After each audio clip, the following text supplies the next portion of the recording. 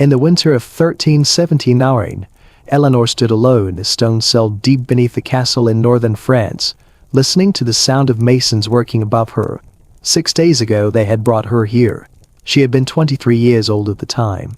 Once the wife of a nobleman, educated and refined, she was accused of something she swore she had never done. For 6 days, she had heard the sounds of construction hammering, scraping, the voices of men at work. On the 7th day, the sounds stopped. The door to her cell opened, and the masons entered, carrying buckets of mortar and stones. Eleanor asked them what they were doing. They remained silent.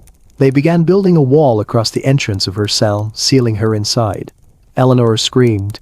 She begged them to stop. She pleaded to speak to someone, anyone, to explain that this was a mistake, that she was innocent. The masons continued to work in silence, stone by stone, mortar in between. As the wall rose to chest height, Eleanor could still see into the corridor. She saw the castle steward watching from a distance. She called out to him, reminding him that they had known each other since childhood, begging him to stop this.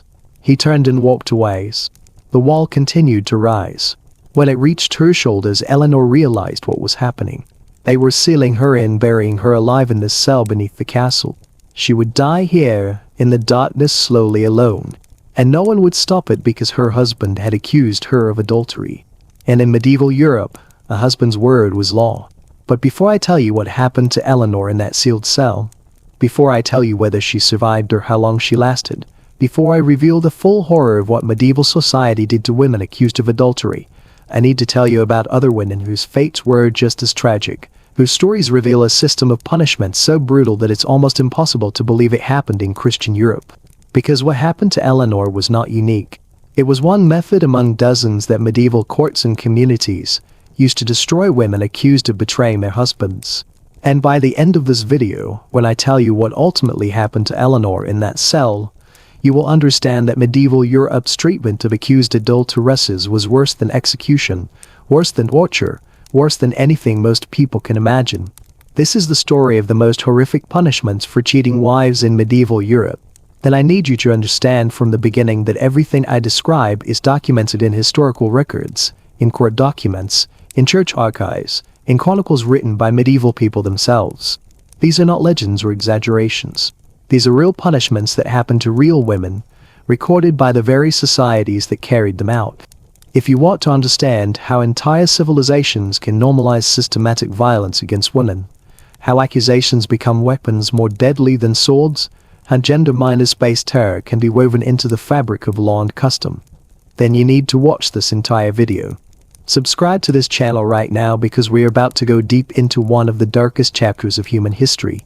Now, let me tell you about Marjorie, because her story shows you how these punishments actually worked in practice, and because what happened to her will help you understand what was waiting for Eleanor in that sealed cell. In the spring of 1342, a woman named Marjorie stood in the village square of a small town in Yorkshire, England. While the blacksmith heated an iron rod in his forge, until it glowed orange-red with heat, Marjorie was 31 years old, married for 14 years to a wool merchant named Thomas, who traveled frequently for business. She had been accused of adultery with a young baker named William. The evidence was circumstantial at best, almost laughably thin. A neighbor claimed to have seen William entering Marjorie's home while Thomas was away on one of his business trips.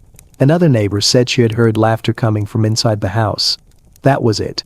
That was the entire case against Marjorie. A man entered her home during daylight hours, possibly to deliver bread. Someone heard laughter.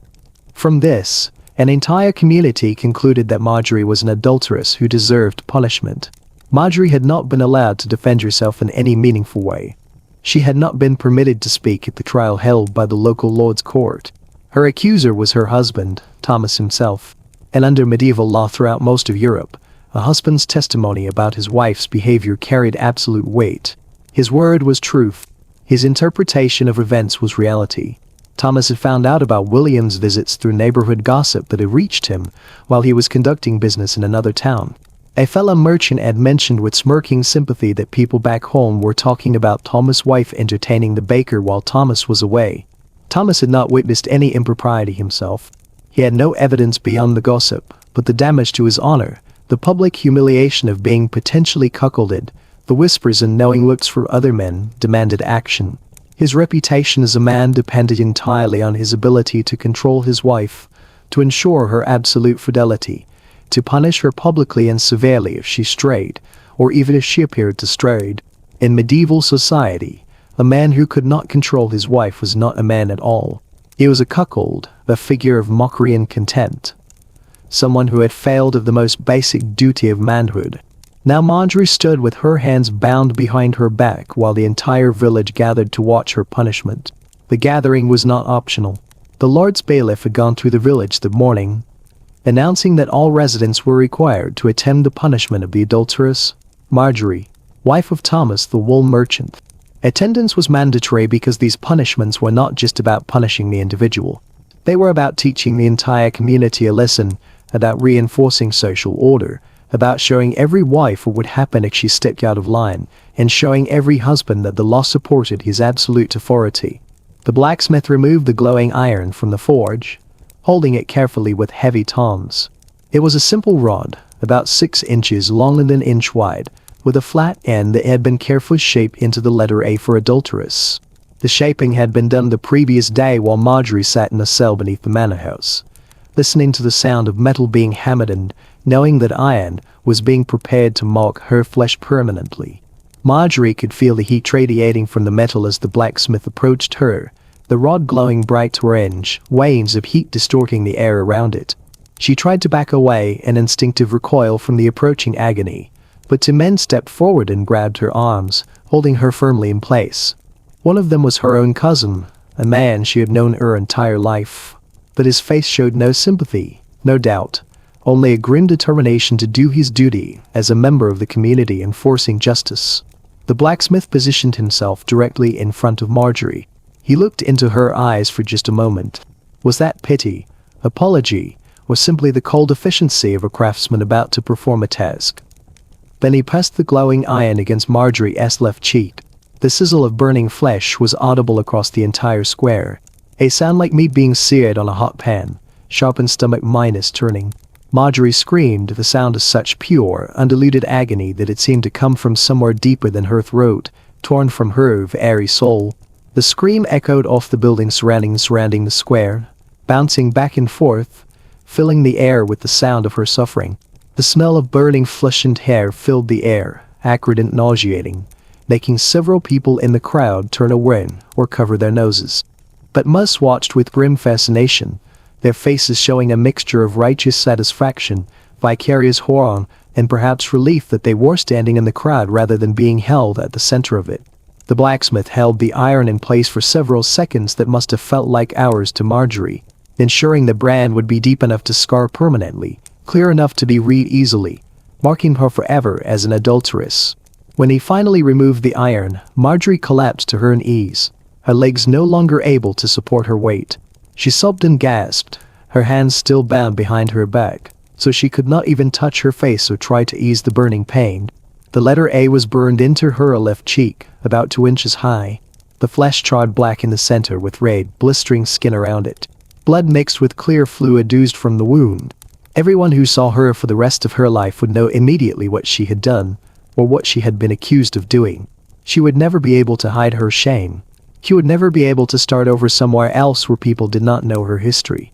The brand announced her disgrace to anyone who looked at her face. But the branding was only the beginning of Marjorie's punishment. And this is crucial to understand about medieval justice for accused adulteresses. The punishment was never just one thing. It was always multiple, always public, always designed to destroy the woman physically, socially, economically, and psychologically. The goal was not simply to punish the specific act of adultery, which in Marjorie's case had never even been proven to have occurred, but to utterly annihilate the woman as a person, to make her an example so terrifying that every other woman in the community would be paralyzed with fear at the mere thought of stepping out of line. After the branding, Marjorie was barely conscious from pain and shock. The agony radiating from her cheek was so intense that it seemed to fill her entire head, making it difficult to think or see or perceive what was happening around her. The flesh of her cheek was charred black in the center where the metal had pressed longest, already beginning to blister and swell. Blood mixed with clear fluid oozed from the wound, running down her jaw and dripping onto her dress. The pain was so overwhelming that it dominated every sense, every thought, every moment of existence. But the crowd was not satisfied. They had come for a spectacle, for justice, for entertainment that broke up the monotony of medieval village life. The spectacle had to continue. Under English common law and local custom practiced for generations, a woman convicted of adultery faced multiple forms of punishment, each one designed to humiliate her thoroughly and ensure that she would serve as a warning to every other woman in the community. Marjorie was dragged across the square, her feet barely able to move, leaving tracks in the dirt where she stumbled. The men hauling her showed no gentleness, no consideration for her pain. She was pulled to the pillory that stood prominently in the center of the square, a wooden framework with holes for the head and hands that had been erected decades ago and had held countless people over the years. The wood stained dark from weather and from the bodily fluids of those who had been locked in it. The pillory was designed not just to hold the condemned but to cause them physical suffering. It forced the person into an extremely uncomfortable bend-over position that made breathing difficult and caused severe back and neck pain within minutes. The hole for the neck was deliberately small, pressing against the throat, and the holes for the wrists were positioned so that the arms were stretched uncomfortably. Standing in the pillory for even an hour was agonizing.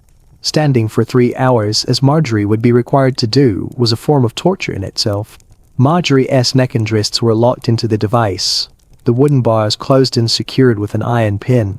She was forced to stand bent over at an unnatural angle, her back already beginning to ache, her neck compressed by the wooden collar.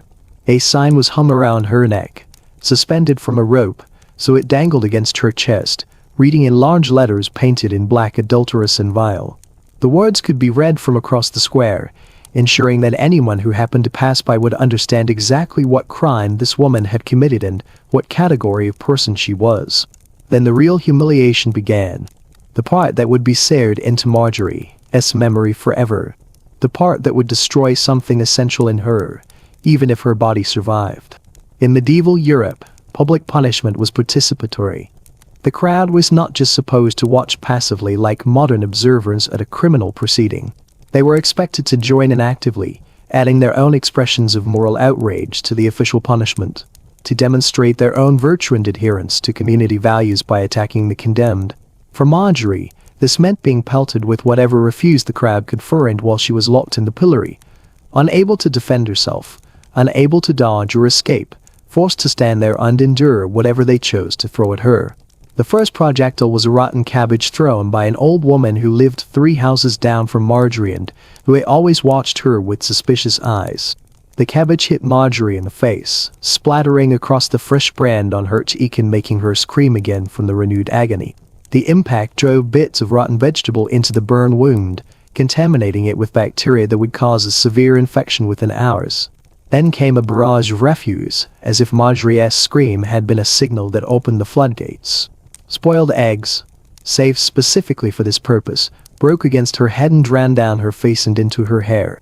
Rotten tomatoes exploded on impact, covering her in red pulp. The contents of chamber pots were thrown from close range by people who aimed carefully to ensure the waste splashed across her face and body. Mud mixed with horse manure scooped from the streets where horses and oxen had been driven.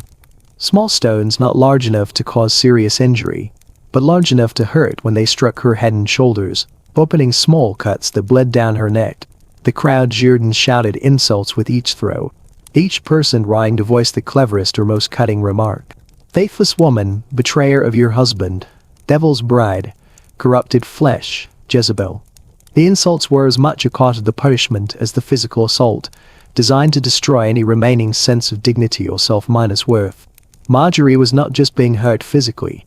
She was being told again and again by everyone she knew, by her neighbors and acquaintances and people she had lived among her entire life, that she was worthless, that she was less than human, that she deserved this treatment, that she had brought this suffering upon herself through her own wickedness. Children were specifically encouraged to participate, their parents lifting them up to get better angles for throwing or handing them particularly disgusting items to throw at the woman in the pillory. Young boys, perhaps 8 to 9 years old, competed with each other to see who could hit Marjorie with the most disgusting projectiles, laughing and celebrating each successful throw as if it were a game. Learning through direct participation, They understood that this was proper treatment for women who violated their marriage vows. Young girls watched from the edges of the crowd, their mothers holding their hands or standing behind them with hands on their shoulders. All of them learning what would happen if they ever strayed from absolute obedience to their future husbands. Internalizing the message that female virtue must be guarded at all costs because the punishment for failure was complete social destruction. Marjorie stood in the pillory for 3 full hours from mid-morning until early afternoon, the sun climbing higher in the sky and heating the square, making the smell of the refuse covering her even more intense. By the end, she was covered in filth from head to foot, barely recognizable as a human being.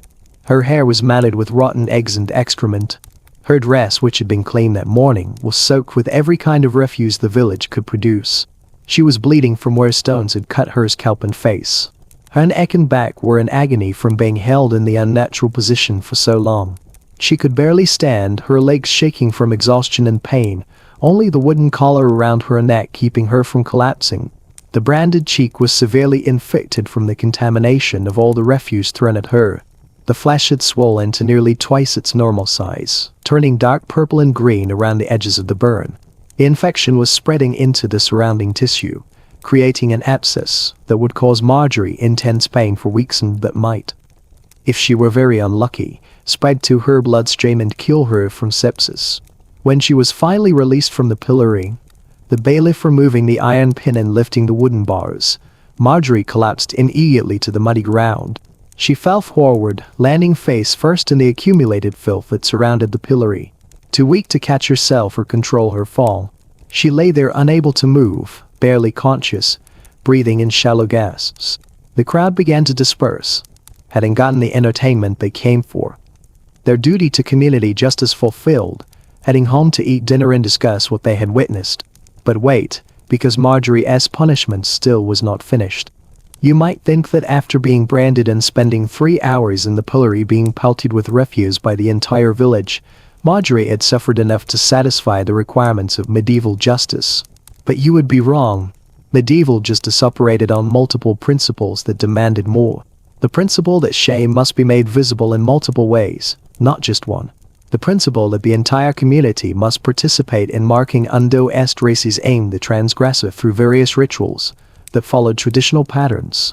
The principle that punishment was be memorable enough to serve as a deterrent for years, or even decades. People should be able to say, remember what happened to Marjorie, and have everyone immediately understand the consequences of accused adultery. What came next would ensure that Marjorie's disgrace followed her for every remaining day of her life, and that everyone who witnessed it would never forget the consequences of being accused of betraying her husband. The next morning, Marjorie was dragged from the cell where she had spent the night lying on cold stone, still covered in the dried filth from the previous day, the wound on her face swollen and hot with infection, her entire body aching from the abuse it had endured. She was taken by the town constable, pulled by ropes tied around her wrists because she could barely walk on her own, to the river that ran along the edge of the village. A crowd was already gathering there. Word had spread that the adulteress was to undergo the ducking, the traditional water punishment for women who had strayed from virtue. At the river's edge stood a device called a ducking stool, a chair made of rough wooden iron attached to a long wooden beam that could be operated like a lever to plunge the occupant repeatedly into the water. Ducking stools were used throughout medieval England and parts of continental Europe primarily for punishing women's colds, gossips, brewers accused of selling bad ale, and most commonly women accused of moral offenses like adultery. The devices were permanent fixtures in many towns, maintained at public expense. Just like the pillories and the gallows, standing as constant reminders of what could happen to women who violated community norms. The official justification for ducking was that the cold water would cool the hot passions that led women to sin. That immersion in the purifying element would cleanse them of their corruption and restore them to virtue. This explanation was written into legal codes and church teachings, giving the punishment an air of medical and spiritual legitimacy. The real purpose, which everyone understood but rarely stated openly, was humiliation and physical torment disguised as correction and purification, another method of breaking the condemned woman physically and psychologically while entertaining the crowd. Marjorie was dragged to the ducking stool and forced into the chair. Her arms were bound to the armrests with leather straps pulled tight enough to cut into her skin. Her body was secured to the back of the chair with a rope around her waist, tied so she could not escape or even struggle effectively. The chair was designed to prevent the occupant from moving, from protecting themselves in any way, from doing anything but enduring whatever was done to them. The operator of the ducking stool, usually a town official or his assistant, who was paid a small fee for this service, pulled a lever. The long beam, working like a seesaw with the chair attached to one end, swung out over the river, carrying Marjorie with it. She had just enough time to draw breath and realize what was about to happen before the operator released the lever and the chair plunged down into the water. The shock of the cold was overwhelming, like being struck by a physical blow. It was early spring, March or early April, and the river was fed by snowmelt from the hills above the village, making the water brutally cold, perhaps just above freezing. The sudden immersion made Marjorie gasp involuntarily, a reflex she could not control, and she inhaled water into her lungs. She choked and struggled against her bonds, thrashing helplessly in the chair, unable to understand what was happening or how to protect herself. Her lungs burned, her vision darkened at the edges. She was certain she was drowning, that this was how she would die, trapped underwater in this chair, that they had decided to execute her after all. Just as her consciousness was beginning to fade, just as she was on the verge of passing out from lack of oxygen, the operator pulled the lever again, and the beam raised her out of the water. Marjorie broke the surface, coughing and gasping, water streaming from her hair and clothes, her body shaking violently from the cold. She vomited up the water she had inhaled, choking and drenching, her throat raw, her chest heaving as she tried to draw breath. But she was given only seconds to catch her breath, just enough time for the crowd to see her face, to see hurt air and suffering, before the operator released the lever again, and she plunged underwater once more. The ducking continued for 20 plunges, each one counted aloud by the crowd who had gathered on the riverbank and on the bridge above, chanting the numbers in unison like spectators at some grotesque sporting event. 1, 2, 3. Each time Marjorie went under, she was held there for longer periods. The operator carefully calibrating how long he could keep her submerged without actually killing her, walking the line between punishment and execution. Each time she came up, she was gasping and choking more desperately, coughing at water, her body shaking so violently from cold and terror that the chair rattled against the beam. By the 10th ducking, Marjorie was no longer struggling. She hung limp in the chair between immersions, barely conscious, water pouring from her mouth and nose with each raising, her head hanging forward. Her lips had turned blue from cold. Her skin had taken on a grayish cast. She looked more like a corpse than a living person. By the 15th ducking, she was no longer making any sound when she came up from the water, just gasping weakly and shaking. Her eyes were unfocused, rolled back in her head. Some in the crowd began to murmur that perhaps this was enough, that perhaps they were going to kill her, that perhaps the punishment was going to fall. But the operator continued, following the sentence that had been pronounced, the traditional 20 ducking S for an adulteress. By the 20th and final ducking, Marjorie appeared more dead than alive. Her skin was blue from cold and lack of oxygen. Her breathing was shallow and labored, barely perceptible. The violent shaking had stopped, replaced by occasional twitches that might have been voluntary movement, or might have been death spasms. She was pulled from the stool and laid on the riverbank like a piece of discarded clothing, water pouring from her lungs as she was positioned on her side by rough hands that cared nothing for her comfort. The constable kicked her roughly in the ribs to see if she was still alive. She moaned weakly, a sound more animal than human, confirming that she had survived. This was considered a successful punishment, severe enough to be memorable, to provide a spectacle, to satisfy the community's demand for justice, but not fatal. Dead women could not serve as ongoing examples of what happened to adulteresses. Dead women could not walk through the village with their brands visible, reminding everyone of the consequences of straying. Marjorie needed to survive so she could continue to be punished every day by her very existence. The infection in Marjorie's branded cheek had worsened dramatically from immersion in the contaminated river water.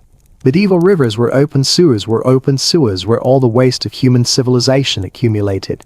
They were filled with human and animal waste, with the chemicals and byproducts from leather workers who treated hides in tanning pits that drained into the river, with blood and offal from butchers who slaughtered animals on the riverbank and threw the waste into the water with all manner of refuse and contamination. The bacteria in the water had infected the burned wound severely, causing the flesh to swell massively, turning it dark purple, and green, with streaks of red spreading out across her aching jaw that indicated blood poisoning. Marjorie developed a high fever that night. Her body's attempt to fight the multiple infections ravaging her system. She spent the next week in bed in a room provided by the church, not out of mercy, but because if she died on the streets, it would create a disposal problem, delirious and close to death. Her body fought infections on multiple fronts, but she survived. However, the illness and the damage from the punishments changed her fundamentally. And here's what makes Marjorie's story even more tragic. Even more of an indictment of the entire system. William the baker, when questioned, threatened his own punishment if he was found to have committed adultery with a married woman, testified that he had only delivered bread to Marjorie's home on the days in question. He said he had entered because Marjorie was counting out coins to pay him for previous deliveries, that the interaction had lasted perhaps 5 minutes while he waited for payment and then left. He testified that nothing improper had occurred, that he had never touched Marjorie, had never spoken to her about anything except bread and payment, that the conversations had been brief and entirely proper. But once accused by her husband, Marjorie had no effective way to defend herself against the charge. Medieval law in most of Europe operated on assumptions that made defense nearly impossible for accused women. The assumption that a husband's honor was too important to be questioned without overwhelming evidence. The assumption that protecting male reputation was more important than establishing truth. The assumption that it was better to punish a possibly innocent woman than to allow a guilty one to escape or to embarrass a husband by suggesting his accusation might be false. The assumption that women were actually deceptive and prone to lying about their own behavior, so their testimony about their innocence could not be trusted. The system was designed to make defense nearly impossible once an accusation was made. In most medieval courts, women could not testify on their own behalf in cases involving their own supposed moral failings. This legal principle, written into law codes throughout Christian Europe, held that a woman's testimony about her own virtue was inherently unreliable because women were believed to be naturally inclined to deception in order to protect themselves. The only testimony that mattered was from the accuser, the husband, and from witnesses who claimed to have seen suspicious behavior. The standard of proof was not beyond reasonable doubt in the modern sense, but simply suspicion based on the appearance of impropriety. This meant that a woman could be convicted and brutally punished based solely on having been seen talking to a man who was not her husband, on having smiled at someone, on having been insufficiently modest in her dress or behavior, on having failed to immediately report to her husband every interaction with another male. The system ensured that accusations almost inevitably lead to convictions, and that convictions lead to devastating punishments. The punishments destroyed not just the woman's body, but her entire social existence. Marjorie's husband, Thomas, divorced her through the ecclesiastical courts on grounds of adultery, which was automatically granted given Marjorie's conviction in the secular court. The divorce left Marjorie with no support, no property, and no legal protection. Under medieval law throughout most of Europe, when a marriage was dissolved due to the wife's adultery, the husband kept all marital property. This included not just property the couple had acquired during the marriage, but even the dowry that Marjorie's family had provided when she married, which was supposed to be her security. Thomas took everything: the house, the furnishings, the money, the goods. Marjorie was left literally with nothing except the filthy dress she had been wearing during her punishments. She could not work in any respectable trade. No one would hire a woman branded on the face as an adulteress. The brand was specifically designed to make her unemployable to ensure she could never rebuild a normal life. She could not work as a servant in any respectable household because her presence would corrupt the moral atmosphere, or so people believed. Morality was thought to be contagious in medieval society, both virtue and vice spreading from person to person through association. A branded adulteress in a household would contaminate the virtue of the other servants, or so the reasoning went. She could not work with other women in textile production, the most common form of women's work, because the other women refused to associate with her, claiming she would corrupt them, or that they could not be seen associating with such a woman without damaging their own reputations. The only work available to her was the most degrading and dangerous, collecting refuse from the streets, cleaning latrines, perhaps selling her body, though even in that profession, her brand made her less desirable than unmarked women. The irony was not lost on anyone, least of all Marjorie herself. She had been branded as a for allegedly committing adultery. Now, The only way she could survive was to actually become what she had been falsely accused of being. She could not attend church without people whispering and pointing. The priest would not allow her to take communion or to participate in any of the sacraments, marking her as outside the community of Christian souls. She was not quite formally excommunicated, but she was effectively excluded from full participation in Christian religious life, which in medieval Europe meant she was excluded from the most important aspects of community belonging. Children would follow her in the streets, chanting "adulteress, adulteress," in mocking singing voices, throwing small stones or mud at her.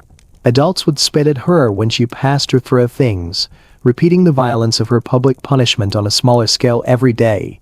She was effectively exiled while remaining physically in the same town, isolated among people she had known her entire life. After 6 months of this existence, of being unable to find work, of surviving on scraps and occasional coins from people who took pity on her, of sleeping in abandoned buildings or under hedges, because no one would rent her a room, Marjorie left the village. She hoped that perhaps in another place, where no one knew her history, where no one had witnessed her punishments, she might be able to start over, to find some kind of life. But the brand on her face made this impossible. The brand was specifically designed to be permanent, to be immediately recognizable, to announce to anyone who saw it exactly what crime the bearer had committed. In every town and village Marjorie entered, people saw the A burn into Hirsch, each knew immediately what it meant. The meanings of brands were standardized across much of Europe. A for adulteress, T for thief, H for heretic, and so on. The brands were designed to be a permanent mark that followed the criminal forever, preventing them from escaping their past and starting over. Marjorie was driven away from town after town, sometimes with threats, sometimes with actual violence. In one village, men threw stones at her until she fled. In another, she was dragged before the local magistrate, who ordered her to leave immediately on pain of being whipped. In a third, women surrounded her and beat her with sticks, accusing her of trying to corrupt their community with her presence. She survived by begging on the roads between settlements, sleeping in ditches or abandoned buildings, eating whatever scratch she could find or steal. She learned to approach people carefully, her head down, her branded cheek turned away, trying to get them to give her something before they saw the mark and understood what she was. Sometimes this worked. Sometimes she could beg a piece of bread or a few coins before people noticed. More often they saw the brand immediately and drove her away. The chronic illness from her punishments weakened her progressively. The repeated near drownings had caused permanent damage to her lungs, scarring the tissue and reducing her ability to breathe properly. She developed a persistent cough that worsened with each passing month, especially in cold or damp weather. She would cough until she vomited, until blood came up with the phlegm. Her body was desperately trying to clear lungs that would never fully heal. The infection from the brand had spread through the left side of her face, causing permanent damage to nerves and tissue. She was left with chronic pain that never fully went away, a constant taking unburning sensation in her cheek and jaw. The left side of her face was partially paralyzed, making it difficult to eat or speak clearly. The scarring pulled her mouth into a permanent grimace on that side. 2 years after her conviction, in the winter of 1344, Marjorie died at age 33. Her body was found in a ditch beside a road between two small villages, frozen and partially covered with snow. She had been dead for several days before anyone found her. The local authorities in the nearest village were notified. They sent men to collect the body, which they buried in an unmarked grave in unconsecrated ground at the edge of the churchyard, the area reserved for criminals, suicides, and others deemed unworthy of proper Christian burial. Her death was recorded in the parish register as simply an adulterous woman found dead on the roadside, buried outside the churchyard wall. No name, no mention of family, no suggestion that she had ever been a person with a life and identity beyond her crime. This was Marjorie S. and accused based on thin evidence, convicted in a court where she could not defend herself, brutally punished in ways designed to destroy her completely, divorced and left destitute, driven from place to place, dying alone in a ditch and buried without ceremony in an unmarked grave. And her story was not unusual. This was normal. This was what happened to thousands of women throughout medieval Europe who were accused of adultery. But what I haven't told you yet, what you need to understand before we return to Eleanor in her sealed cell, is that Marjorie's punishment was actually one of the milder forms that medieval society used for accused adulteresses. She survived her punishments, at least initially. She lived for 2 more years. Some women were not so lucky. Some women faced fates so much worse that Marjorie's suffering seems almost bearable by comparison. Now, let me tell you about Isabella. Because Isabella's story will show you how noble women face different but equally terrible punishments. And because Isabella's fate is part of understanding what was waiting for Eleanor in that cell beneath the castle. Isabella was 24 years old in the year 1326, from a respected noble family in Burgundy. Her marriage had been arranged when she was 14 to Baron Geoffrey de Ford, a wealthy landowner who was 42 at the time of the marriage and who needed heirs to continue his line. The marriage was purely political and economic, a union of 2 powerful families and their estates, arranged by Isabella's father and Geoffrey, without any consideration of whether the 14-year-old Isabella and the middle-age Geoffrey would be compatible, or whether Isabella had any say in the matter. In medieval noble society, daughters were assets to be traded, and their preferences were irrelevant. Geoffrey was not a kind husband. He was not particularly cruel by the standards of his class and time, but he was cold, distant, focused primarily on his estates and his political position at the Burgundian court. He spent most of his time managing his lands, hunting with his peers, and attending on the Duke of Burgundy. Isabella lived in Geoffrey's castle with minimal companionship except for servants and Geoffrey's household staff. She was isolated, lonely, trapped in a life she had not chosen with a man she barely knew and who showed her little affection or attention. Geoffrey's household chaplain was a young priest named Pierre who had been educated at the University of Paris, one of the great centers of learning in medieval Europe. Pierre was intelligent, well-read, perhaps 27 years old when he came to serve in Geoffrey's household. When Pierre arrived at the castle to serve as chaplain, Isabella was 18 and desperately lonely.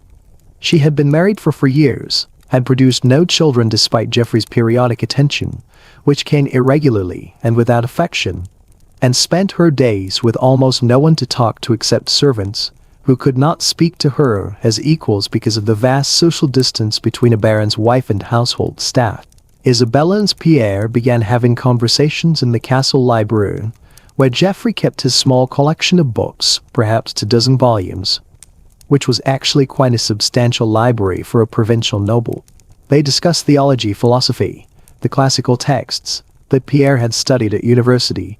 They talked about Aristotle and Augustine, about whether the world was eternal or created, about the nature of the soul, about questions that had never occurred to Isabella before, because no one had ever suggested to her that women were capable of thinking about such things.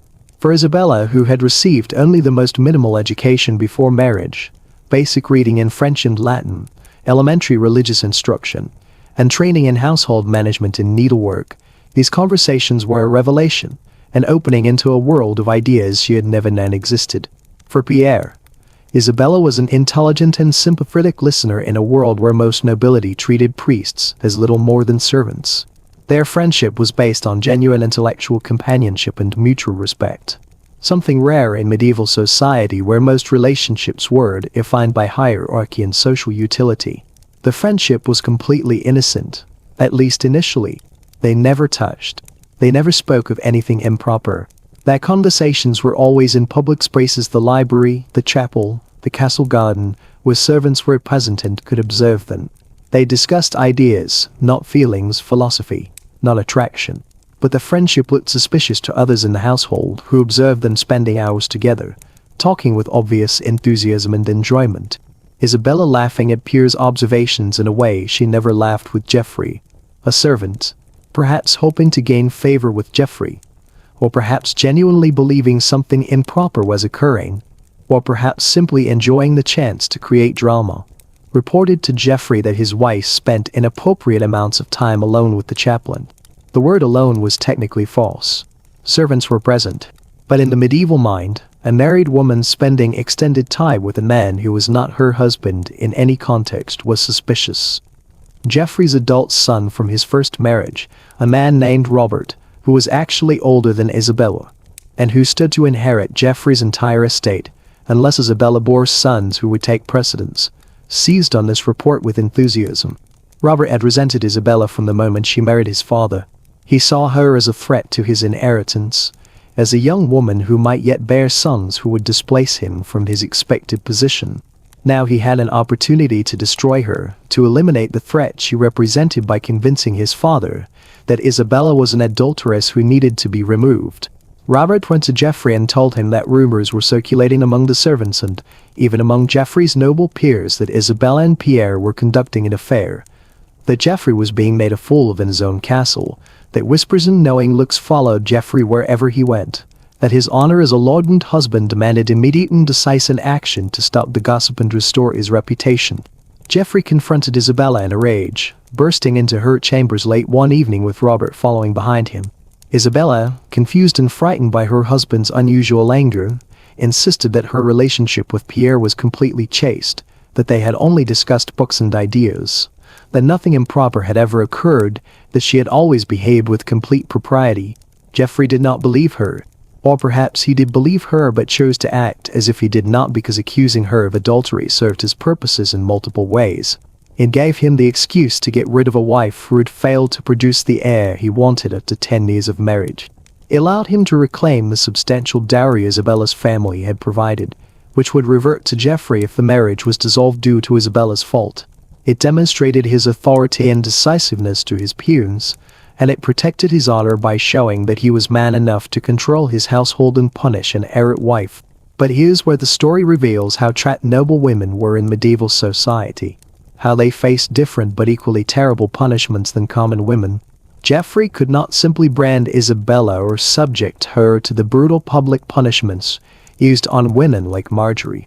Isabella's family was too powerful, connected to other noble houses throughout Burgundy and beyond. If Geoffrey openly harmed Isabella in ways that left visible scars or that resulted in her death, it would create a blood feud with her relatives, potentially leading to private war between the families, to raids on each other's estates, to a cycle of violence and revenge that could continue for generations. Medieval nobility had to be careful about how they dealt with each other's family members because violence against one member of a noble family could trigger obligations of revenge that destroyed the delicate web of alliances and marriages that held noble society together. So Geoffrey chose a different method, one that was legal throughout Christian Europe, religiously sanctioned by the church, and that would permanently remove Isabella from his life while avoiding direct violence that might trigger retaliation from her family. He announced that Isabella would be sent to a convent for spiritual correction and penance. This sounds relatively benign to modern ears. Almost gentle laywoman going to live with nuns, to pray and find peace. But the reality was far darker. Isabella was not being given a choice to take vows and become a nun, which would have been a respectable path for a noble woman. She was being forcibly imprisoned in a convent for the rest of her life without her consent, separated from the world against her will, her property and inheritance forfeited to Geoffrey. Her legal existence effectively ended, and the convent chosen was not a comfortable establishment for noble daughters but a harsh penitentiary specifically designed to house women whose families wanted then disappeared. The convent was in a remote area of the Alps, accessible only by difficult mountain paths, isolated from other settlements, a place where women to be locked away and forgotten. It was known throughout the region for its harsh discipline and its strict enclosure, for accepting women sent there for punishment rather than vocation, for asking no questions as long as the family paid the substantial fees required for perpetual imprisonment. Isabella was taken there by armed guards in the middle of the night, roused from her bed without warning, not allowed to gather possessions or say goodbye to anyone. She was placed on a horse and led away from Geoffrey's castle under guard, traveling for weeks through countryside she had never seen, sleeping at night in way stations or rough inns, treated not as a noble woman but as a prisoner being transported to her place of confinement. Under feudal law throughout Europe, Geoffrey had absolute authority over his wife. She was his property, his to dispose of as he saw fit. The church, which not only protected women seeking sanctuary in convents and which sometimes intervened in cases of obvious abuse, sided with the husband in cases of accused adultery. The theological reasoning was that adultery was such a serious sin, such a violation of the sacred marriage bond, that wives accused it had forfeited the church's protection and could be dealt with by their husbands as seemed appropriate. When Isabella arrived at the convent after the long journey, she was immediately processed according to the institution's procedures for unwilling penitents. procedures that had been refined over decades of accepting women sent there against their will. She was stripped of her noble clothing, the fine dresses made of wool and linen, the jewelry, the well-made shoes, all the markers of her status, and dressed in a coarse woolen habit that scratched her skin and provided minimal warmth for the cold mountain climate. Her long hair, which noble women traditionally wore in elaborate styles, as a mark of status and femininity, was shaved completely bald as a traditional sign of penance and humiliation. The shaving was not done gently. A rough minus-handed nun used dull shears to hack away most of the hair, then scraped Isabella's scalp with a blade, nicking the skin in several places, so that blood ran down her neck. Isabella wept during the shaving, not from physical pain but from the violation of having this happen to her, from having her identity as a noble woman quite literally cut away. She was told by the abbess, a woman who had spent 40 years in this convent and who had overseen the imprisonment of dozens of women sent there for similar reasons, that she would spend the rest of her life here in prayer and fasting, atoning for her sin of adultery, even though Isabella continued to insist she had done nothing wrong. The abbess told Isabella coldly, her face showing no sympathy or doubt. Your protests of innocence mean nothing here. Your husband has declared you an adulteress. He is your lord and master, given authority over you by God and by law.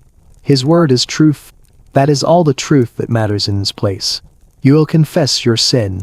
You will do the penance prescribed for you, and you will spend your remaining days in prayer begging God's forgiveness for your wickedness. The conditions of Isabella's confinement revealed that this was not about spiritual redemption or giving her a chance to reform her character. This was about destroying her, about burying her alive where she could never trouble Geoffrey again. Isabella was locked in a cell barely 6 feet wide and 8 feet long, with stone walls and a stone floor, and a single small window set high in the wall that let in minimal light and no warmth. The window was barely a foot square, covered with iron bars, positioned too high for Isabella to look out and see anything but a small patch of sky. The cell contained a wooden plank for a bed with no mattress or blankets, just the hard wood. A bucket in the corner served as a latrine, emptied once per day, and that was all. No chair, no table, no possessions of any kind. She was given 1 meal a day delivered through a slot in the door. The meal consisted of a piece of bread, sometimes a thin soup if she was lucky, and a cup of water. This was barely enough to sustain life, intentionally insufficient to keep her in a state of weakness and chronic hunger.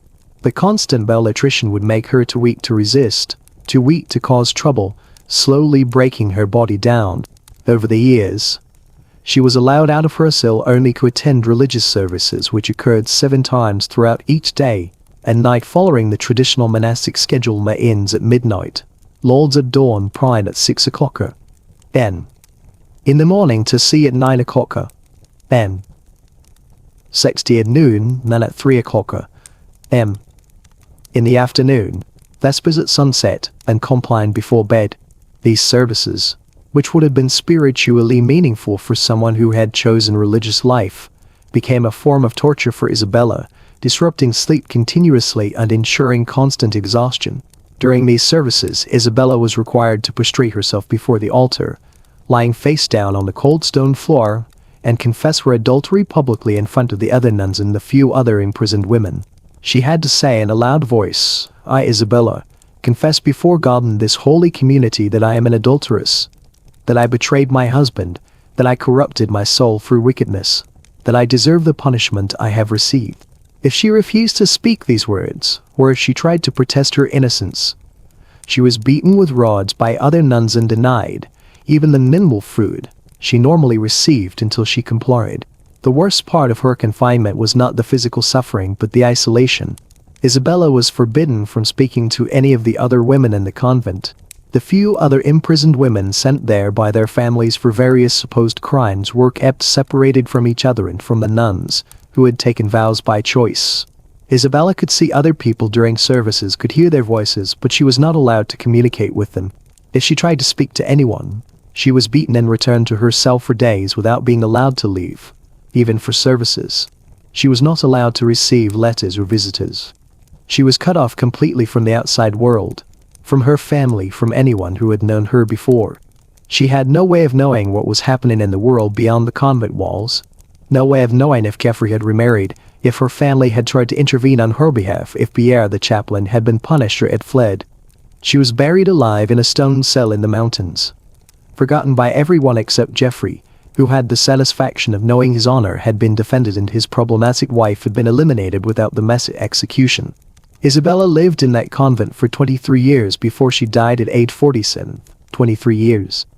More than 2 decades, locked in a cell barely large enough to lie down in, had one minimal meal per day, allowed to speak to no one, cut off from every person she had ever known, with no hope of release, no possibility of appeal, no way to prove her innocence or to be heard by anyone who might help her.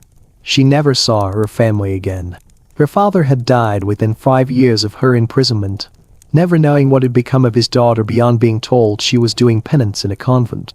Her younger siblings, who had been children when she was taken, grew up barely remembering her, told only that their sister had committed a terrible sin and was being punished for it. She never learned what happened to Pierre, the chaplain who had been sent away from Jeffrey's service immediately after the accusation and who disappeared from the historical record, probably fleeing to another region to avoid being charged as Isabella's accomplice, perhaps changing his name, perhaps abandoning the priesthood entirely to avoid questions about his past. She spent more than 2 decades confined to a few square feet of stone, praying the same prayers over and over, fasting until her body was skeletal, insisting to God, if not to her captors, that she had done nothing wrong. The isolation and the harsh conditions broke her health progressively. She developed chronic illnesses from the cold and damp, from the malnutrition from never seeing sunlight. Her teeth fell out from scurvy. Her joints became arthritic from sleeping on hard stone in the cold. Her mind began to deteriorate from the isolation and the monotony, from having no mental stimulation beyond the same prayers repeated endlessly. When she died in 1349, her body was buried in an unmarked grave in the convent cemetery, a place where imprisoned women were buried without ceremony or remembrance. No one notified her family. Jeffrey, who had remarried within 2 years of sending Isabella away, and who had finally gotten the heir he wanted from his second wife, never knew or cared when Isabella died. Isabella's existence was simply erased, as if she had never been born. 23 years for having conversations with a priest in her husband's library. 23 years for laughing at someone else's observations. 23 years for an accusation that was never proven and that was probably entirely false. Isabella's story shows how noble women, despite their wealth and status, were just as trapped as common women like Marjorie, just as vulnerable to accusations, just as powerless once a husband decided to act against them. But before Isabella was sent to the convent, there was a trial. And what happened during that trial reveals how thoroughly rigged the system was against accused women.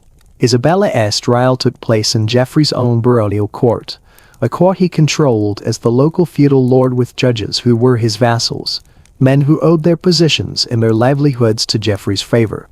The verdict was never in doubt. The trial was a formality designed to give legal cover to a decision Jeffrey had already made. Isabella was not allowed to speak in her own defense. This was not unusual. In most medieval courts throughout Europe, women were not permitted to testify in their own cases when accused of moral offenses. The legal reasoning was that women weren't actually deceptive, that they could not be trusted to tell the truth about their own behavior, that their testimony would inevitably be lies designed to escape punishment. Only male testimony was considered reliable enough to base a verdict on. Jeffrey presented his evidence, such as it was, the testimony of servants who claimed to have seen Isabella and Pierre alone together in the library on multiple occasions. Never mind that alone meant a room where those same servants were present, where the door was open where anyone passing could see in. A testimony of Jeffrey's son Robert, who claimed that Isabella had confessed her affair to him in a moment of weakness, weeping and begging him not to tell his father, a complete fabrication, but one that could not be challenged because Isabella was not allowed to speak. And Robert's testimony, as a nobleman, carried absolute weight. And Jeffrey's own testimony about his wife's suspicious behavior, her excessive interest in books and learning, her inappropriate familiarity with the chaplain, her failure to show proper wifely obedience and submission, the fact that Jeffrey had paid little attention to Isabella during their marriage, that he had left her isolated and lonely, that he had failed in his own marital duties. None of this was relevant. The only thing that mattered was whether Isabella had given Geoffrey cause to doubt her faithfulness. And his word on that question was final. But Isabella had one option, one slim hope of proving her innocence. She could submit to trial by ordeal, a practice that was still used in many parts of Europe in the early 14th century, even as the church was beginning to officially discourage it.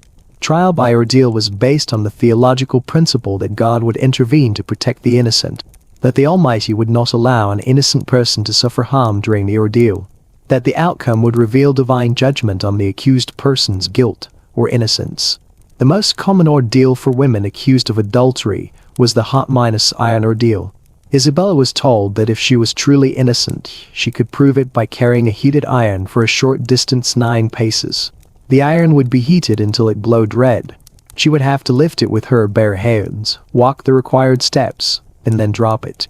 Afterward, her hands would be wrapped in cloth and left untouched for 3 days. When the bandages were removed, the wounds would be examined. If her hands were clean and healing well, she would be declared innocent. If they were burned, infected, or looked worse, she would be declared guilty. This was the rule. Isabella agreed to the ordeal. She had no other hope. She believed that maybe, somehow, this terrible test would save her. She believed that if she submitted to the pain, something would prove her innocence. She was desperate enough to trust a system built to destroy her. She was taken into the great hall of the castle. A brazier filled with hot coals had already been set up. The iron bar was resting in the flames, growing hotter and hotter while the court gathered around her. Priests prayed loudly, asking God to reveal the truth through the ordeal. Their voices echoed off the stone walls like a funeral chant. When the iron was finally lifted from the coals, it glowed white-red, almost too bright to look at. The heat rolled off it in waves someone standing several feet away could feel. The priest used heavy iron tongues to carry it toward Isabella. The moment stretched out forever as he approached. Isabella stood shaking, her hands trembling before she even touched the iron. She knew what was coming. She knew it would be unbearable. But she also believed there was no other path left for her. The priest told her to take the iron and walk 9 paces. 9 steps, a short distance that would feel endless. 9 steps that would decide the rest of her life. Isabella reached out her hands. The moment her palms closed around the glowing metal, pain ripped through her body like a bolt of lightning. It was instant and total. The heat devoured her flesh the second she touched it. She felt her skin burn and curl away. She smelled the horrifying scent of her own flesh cooking. She could hear the crackle and hiss of her hands against the iron. It was not pain as she understood it, it was something beyond the limits of human experience. Something that felt like her entire existence had been set on fire. But she forced herself to hold on. She took 1 step, then another, then another. Each step felt like she was moving through a dark tunnel made entirely of pain. The world blurred. The room tilted. She thought she might faint. She thought she might die. But she kept going. For steps. 5. 6. Her vision dimmed. Her legs shook. The iron seared deeper into her palms, eating through layers of skin. 7. 8. She reached the 9th step and dropped the iron. It clattered to the stone floor. Isabella immediately fell to her knees, her hands held in front of her, trembling violently. The burns were horrifying. Her palms were blackened, blistered, swollen. She could already see raw flesh beneath the burned skin. She could not even process the pain fully. It overwhelmed every part of her mind, leaving her numb and shaking. She was bandaged quickly and taken to a locked room. She was given wine to dull the agony, but it barely helped.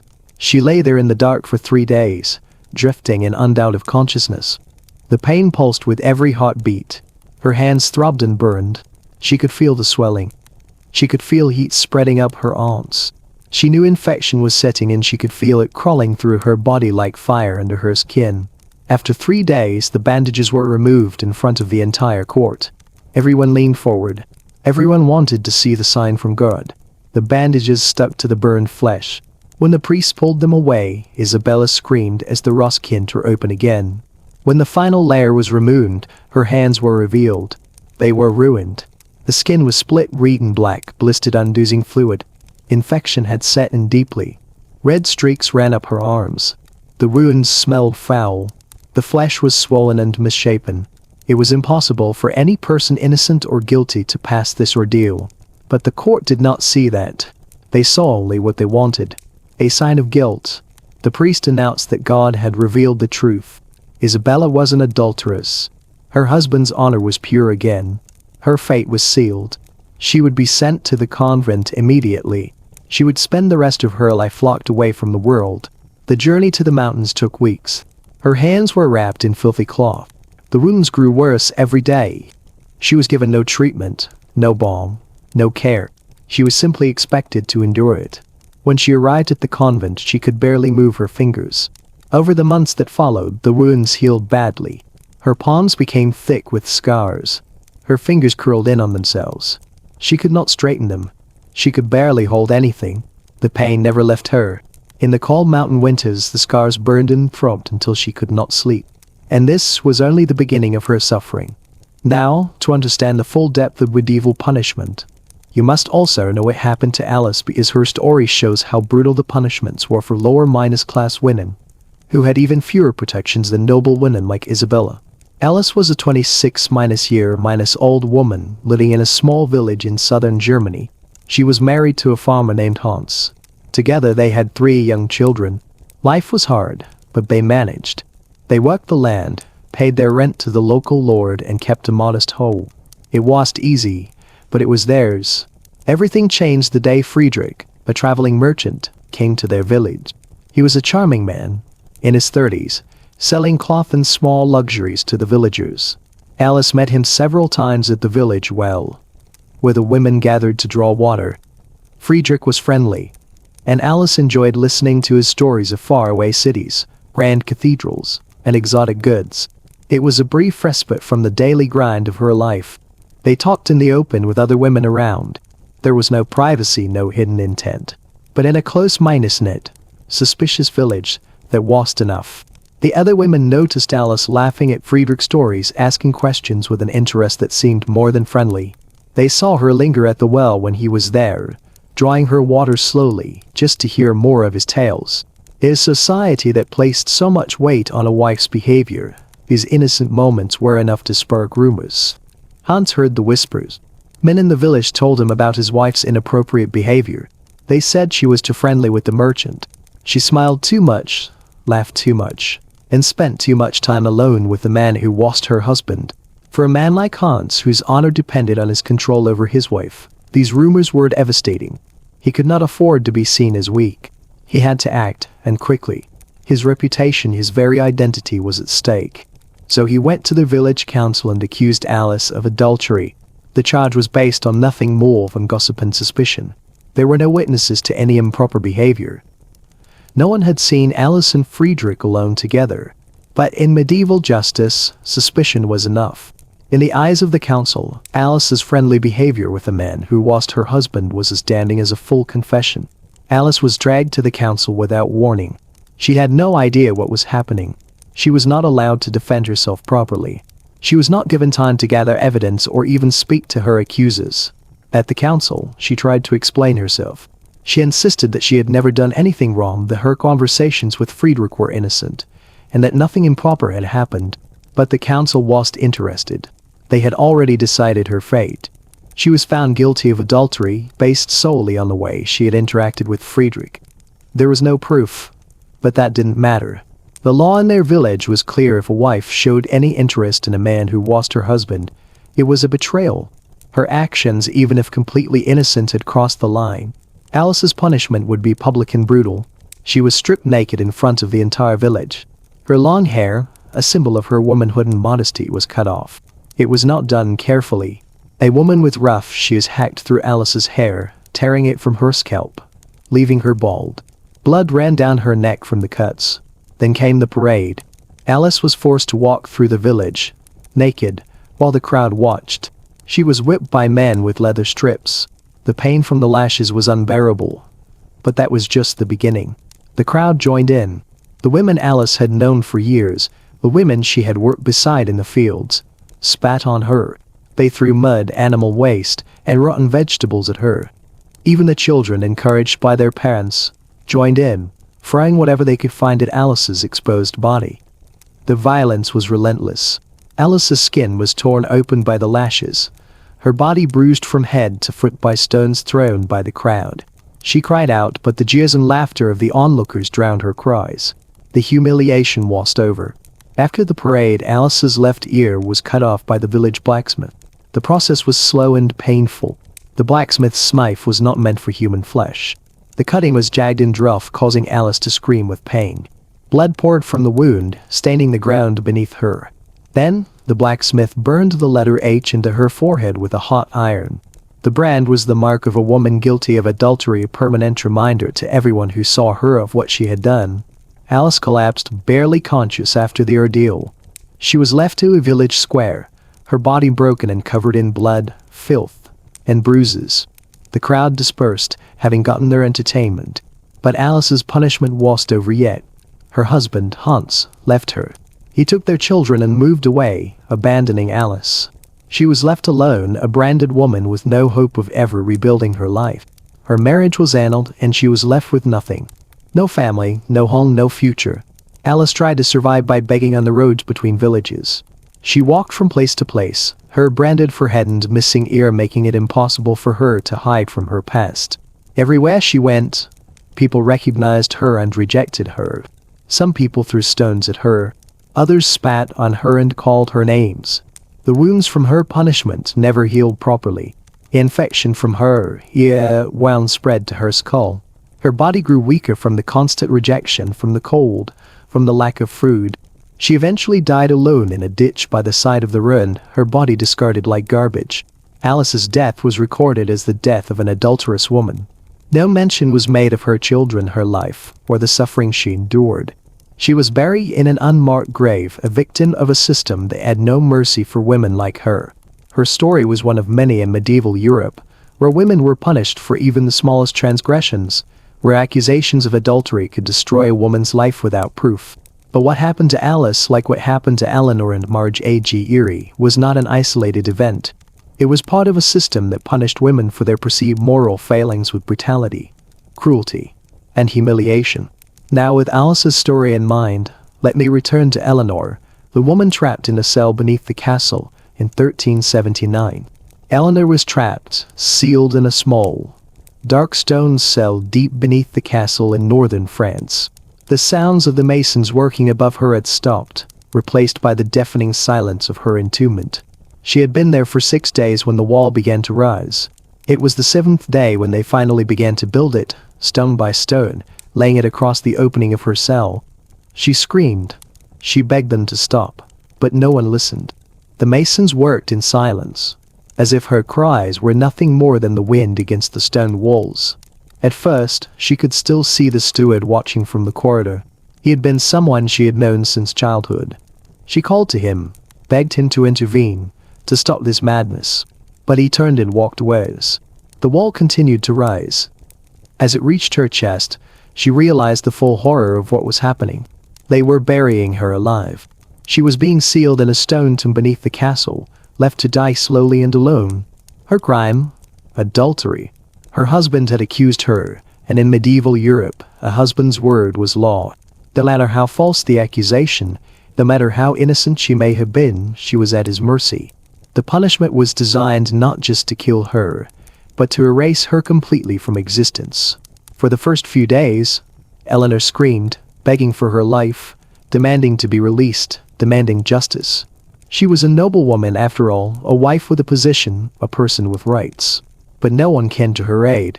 They had condemned her, and they were carrying out her punishment without a care for her innocence or for the truth. By the time the wall had reached her shoulders, Eleanor had fallen into despair. The silence of the stone, the crushing weight of her isolation, began to break her. The only light she had was the small gap at the top of the wall, through which a sliver of daylight trickled in, just enough to keep her alive. She was given barely enough food and water to sustain her, just enough to keep her alive, to prolong the horror of her situation. She had known what would happen to women accused of adultery. She had heard the stories of others, the rumors, the whispers about how women were punished, how they were tortured in ways that could break a person's spirit, and sometimes even their body. She never imagined it would happen to her. That now in that sealed cell she realized she was no different from the others. The slow passage of time became her only companion. The isolation drove her mad. She spent hours trying to count the days, But without any real markers of time, without any way to track the hours, the days bled together in a long, suffocating stretch of nothingness.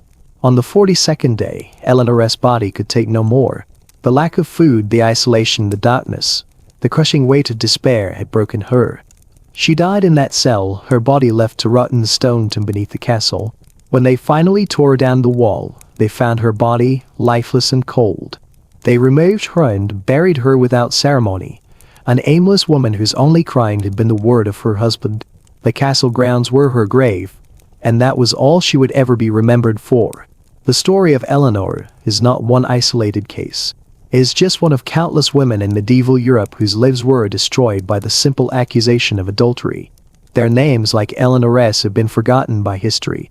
They were buried in unmarked graves, erased from the records of time. Their suffering and their deaths nothing more than footnotes in the history of a system that had no mercy for women. Medieval Europe, with its rigid rules of gender honor and power, treated women like property. A woman's worth was tied to her relationship with a man, and any violation of that relationship, real or imagined, was punished with unimaginable cruelty. Adultery was not just a crime against a man, it was a crime against the entire social order. And for women like Eleanor, the punishment was not just death, but a slow, tortuous erasure of their very existence. Eleanor's fate, sealed in that cold stone cell, is a grim reminder of what happens when power, control, and patriarchy are allowed to run unchecked. It is a reminder of the horrors that women face throughout history, and the long road we've had to travel to ensure that such abuses are never forgotten and never allowed to happen again. Her story, and the stories of women like her, must be remembered. They were not just victims of their time, but victims of a system that saw them as less than human, as possessions to be discarded when no longer deemed useful. Eleanor was a woman, a wife, a person with dreams and desires, with a history and a future that was stolen from her. As we remember Eleanor, we must remember all the women whose lives were stolen, erased, and destroyed by a system that sought to control them. We must remember their names, even if history has forgotten them. And as we remember them, we must vow never to forget the lessons of the past, so that the horrors that befell these women are never repeated.